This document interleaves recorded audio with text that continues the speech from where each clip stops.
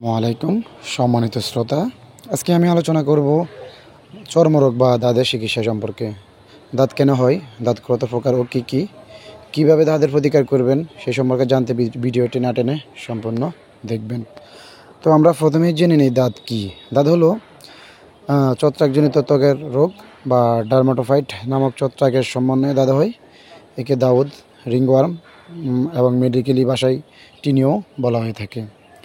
দাঁত বা রিংওয়ার্ম এর লক্ষণসমূহ হলো আক্রান্ত স্থানে ছোট ছোট লাল গোড়া দেখা যায় এবং সামান্য চুলকায়। আস্তে আস্তে এটি আক্রান্ত স্থানে বাদামি বর্ণের ফুসকুড়ি দেখা যায় এবং স্থানটি বৃত্তাকার গোলাকার চাকার ন্যায় ধারণ করে, যার কিনারাগুলো সামান্য উঁচু হয়।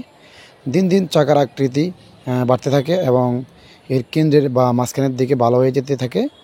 ক্ষত স্থান থেকে খুশকির মতো চামড়া উঠতে থাকে। কখনো কখনো পানি ও পুঁজ ভর্তি গোটা দেখা যায়। ক্ষতস্থান অত্যন্ত চুলকায়।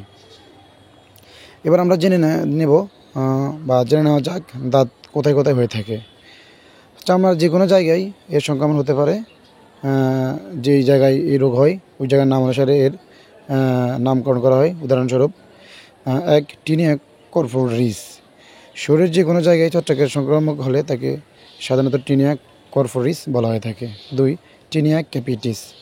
মাথার তালুতে ছত্রাকের সমন্বয়ে যে দাঁত হয় তাকে টিনিয়া ক্যাপিটিস বলা হয়। 3.